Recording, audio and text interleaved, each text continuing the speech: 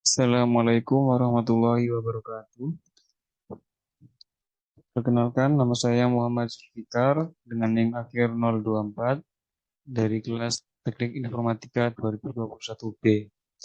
Di sini saya akan mempresentasikan tentang standarisasi jaringan komputer. Kegunaan standarisasi. Standarisasi ini adalah merupakan sebuah aturan main atau protokol yang digunakan agar semua hal atau pekerjaan dapat berjalan dengan baik. Kegunaan dari standarisasi adalah untuk dapat digunakan banyak orang untuk sebuah hardware handphone, kita harus mempunyai sebuah standarisasi untuk dapat menggunakannya pada banyak orang. Sebuah handphone harus memenuhi standar atau kriteria tertentu untuk dapat digunakan seperti frekuensi sinyal yang dimilikinya, kartu SIM, apakah yang bisa dipakai pada handphone itu, dan lain sebagainya. Jadi, intinya sebuah standarisasi ini harus dapat digunakan oleh banyak orang dan harus dapat berjalan dengan baik. Memudahkan komunikasi. Memudahkan komunikasi satu sama lain. Komunikasi sangat penting dalam kehidupan kita. Kita ambil contoh, apabila terdapat sekumpulan komputer pada satu vendor A yang sama terhubung ke dalam sebuah jaringan lokal atau LAN dengan protokol vendor tersebut. Kemudian ada sebuah komputer lain dari komputer dengan vendor B ingin terhubung ke dalam jaringan tersebut yang tidak memiliki protokol dari vendor A. Tentu komputer dari vendor B mengalami kesulitan untuk terhubung. Jadi, sebuah standarisasi harus dibangun dan diberlakukan secara umum untuk memudahkan komunikasi antara satu dengan yang lainnya. Memudahkan dalam melakukan pekerjaan. Sebuah standarisasi bisa membantu kita dalam berbagai pekerjaan. Contohnya, dalam pembuatan kabel jenis crossover dan stretch, terdapat standarisasi yang bisa kita gunakan, yaitu T568A dan T568B. Untuk memudahkan kita dalam pembuatan jenis kabel tersebut, apabila tidak terdapat standarisasi tersebut, tentu kita akan sedikit bingung dalam pembuatan kabel tersebut. Jadi, standarisasi dapat memudahkan kita dalam melakukan pekerjaan.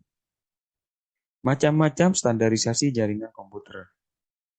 Macam-macam standarisasi jaringan komputer. Dalam jaringan komputer, banyak sekali terdapat vendor, hardware, ataupun software yang selalu bersaing dalam dunia pasar dengan memberikan produk atau temuan-temuan terbaru dengan memberikan berbagai kelebihan. Situasi semacam ini memberikan kondisi yang semakin rumit. Karena jika kita membeli produk dari vendor yang satu, dan kita hendak menggabungkannya dengan alat atau produk dari vendor lain, menjadi tidak sesuai atau not supported dengan alat atau produk yang kita pakai. Untuk mengatasi masalah ini, maka dibentuk suatu badan organisasi yang bertugas dalam menstandarkan produk-produk dari semua vendor. Berikut beberapa organisasi yang dapat kita ketahui berperan dalam hal standarisasi jaringan komputer di dunia. Macam-macam standarisasi jaringan. Yang pertama ada organisasi standarisasi untuk telekomunikasi. Yang kedua ada organisasi standarisasi internasional. Yang ketiga organisasi standarisasi untuk internet. Organisasi Standarisasi untuk Telekomunikasi (ITU) atau International Telecommunication Union berperan sebagai organisasi yang menstandarisasi komunikasi telepon. Dibentuk pada tahun 1865 oleh beberapa negara Eropa, di mana pada saat itu berperan untuk standarisasi kode Morse atau telegraf. ITU memiliki 3 layanan pokok, yaitu Radio Communication Sector atau ITUR, Telecommunication Standardization Sector atau ITU-T, dimulai dari tahun 1956-1993. ITU-T dikenal dengan nama CCITT, Commit Consultative International Telegraph IQ Telephone. Salah satu yang sudah distandarisasi adalah EC 25, Development Sector ITU-D. Organisasi Standarisasi Internasional. Berbagai standar internasional dihasilkan oleh ISO atau International Standard Organization, sebuah organisasi yang dibentuk tahun 1946. Anggota dari organisasi ini antara lain ANSI, BSI, AFNOR, DIN, dan masih banyak lainnya, kurang lebih 85 anggota. Organisasi lain yang turut bermain dalam standarisasi dunia adalah IEEE, Institute of Electrical and Electronic Engineers.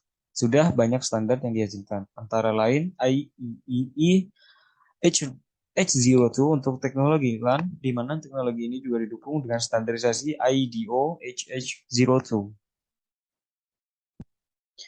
Organisasi standarisasi untuk internet. Untuk standarisasi internet memiliki mekanisme tersendiri yang berbeda dengan ITUT maupun ISO.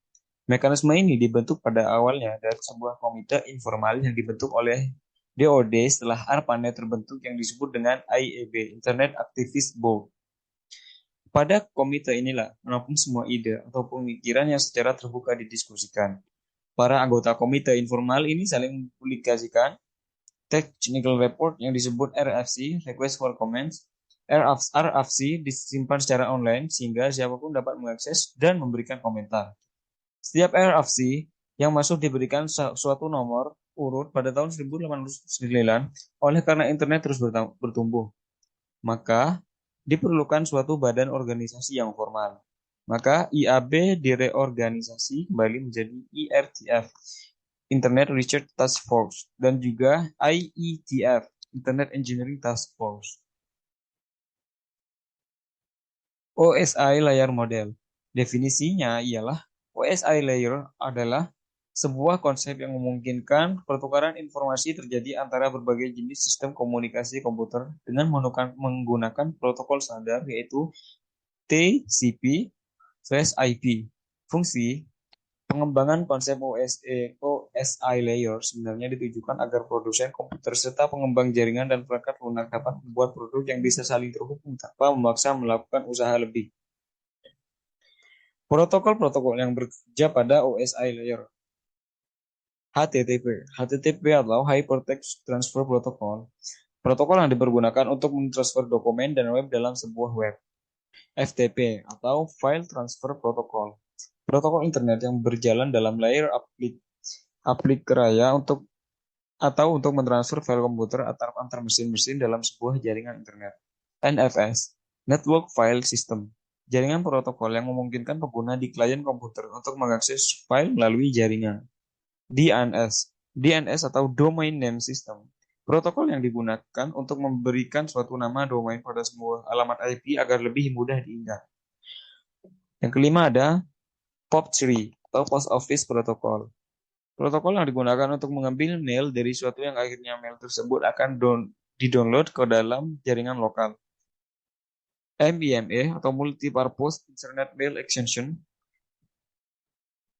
Protokol yang digunakan untuk mengirim file binary dalam bentuk teks. SMB atau Server Message Block. Protokol yang digunakan untuk mentransfer server file ke DOS dan Windows. NNTP atau Network News Transfer Protocol, protokol yang digunakan untuk menerima dan mengirim newsgroup. DHCP atau Dynamic Configuration Protocol, atau layanan yang memberikan no IP kepada komputer memintanya secara otomatis. Model OSI, model arsitektur jaringan yang dikembangkan oleh Badan International Organization for Standardization ISO di Eropa pada 1977. OSI singkatan dari Open System Interconnection dan juga dikenal dengan model 7 lapis. TCP/IP, model jaringan komputer dan rangkaian protokol komunikasi yang digunakan di internet dan jaringan komputer yang mirip. Dikembangkan pada akhir dekade 1970-an sampai 1980-an. Model OSI berfungsi memudahkan proses pencarian titik awal permasalahan sehingga meminimalkan waktu yang diperlukan untuk melacak masalah jaringan. Memudahkan peralatan vendor yang berbeda saling bekerja sama. Membuat standarisasi yang dapat vendor untuk mengurangi kerumitan perancangan. Standarisasi interface. Modular engineering. Memudahkan pelatihan network, kerjasama dan komunikasi teknologi yang berbeda. TCP/IP berfungsi. Fungsi utama dari protokol ini adalah untuk berkomunikasi antara komputer satu dengan komputer yang lainnya melalui jaringan. Paket data akan dikemas kemudian dikirimkan menuju komputer lain. Mengirimkan file yang sudah terenkripsi dari satu komputer ke komputer lain, melakukan remote login komputer dari jarak jauh, mengirim dan menerima mailing dari komputer lain, menggunakan fitur network file system, melakukan perintah massal pada komputer yang terhubung dalam jaringan, memungkinkan Anda untuk menggunakan fitur name server. Konsep layering OSI. Physical, menentukan tegangan, kecepatan, besaran fisik, dan mengalirkan bit-bit antar device. Contoh kabel transceiver, dan konektor yang berkaitan dengan layer fisikal. Peralatan seperti repeater, hub, dan network card berada pada layer ini. Data link menyediakan akses ke media menggunakan MAC address dan melakukan error detection. Contoh Ethernet, HDLC, Aloha, FDDI. Network menyediakan logical addressing dan menentukan rute menuju tujuan. Contoh protokol yang digunakan seperti IP. Transport menyediakan reliable atau unreliable delivery dan mengecek error connection sebelum transmisi data. Layer transport data menggunakan protokol seperti UDP dan TCP. Session memisahkan data dari berbagai aplikasi. Presentation menyajikan data dan menangani proses seperti enkripsi data. Protokol yang berada dalam level ini seperti layanan workstation dalam Windows NT dan juga network shell semacam virtual network computing, VNC atau remote desktop protocol RDP. Application menyediakan user interface. Protokol yang berada dalam lapisan ini adalah HTTP, FTP, SMTP, dan NFS. Konsep layering TCP/IP. Network access mengontrol perangkat keras dan media yang membentuk jaringan. Internet menentukan jalur terbaik melalui jaringan. Transport komunikasi antara perangkat dukungan yang beragam. Application merupakan data bagi pengguna dan kontrol dialog. Perbandingan model OSI dan TCP/IP. Di dalam OSI, layer terdapat 3 layer yang berkaitan dengan aplikasi, application, presentation, dan session. Sedangkan dalam TCP/IP hanya satu layer, yaitu application layer. Dalam OSI layer, proses komunikasi data di dalam jaringan secara fisikal dimodelkan dalam 2 layer, data link dan physical layer, sedangkan pada TCP/IP dimodelkan dalam satu layer, yaitu network access. Dalam OSI layer memiliki 7 layer dalam menjelaskan proses komunikasi data di dalam jaringan, sedangkan pada TCP/IP hanya memiliki 4 layer. TCP/IP lebih populer untuk digunakan karena lebih sederhana ketimbang model OSI. Teknologi yang sebagian digunakan oleh kita sehari-hari untuk mengakses internet adalah teknologi TCP/IP, bukan teknologi OSI. OSI mengembangkan modelnya berdasarkan teori, sedangkan TCP mengembangkan modelnya setelah sudah diimplementasikan untuk jangka panjang. Kemungkinan TCP/IP akan menjadi standar dunia jaringan komputer, tidak seperti OSI. Cukup sekian presentasi dari saya.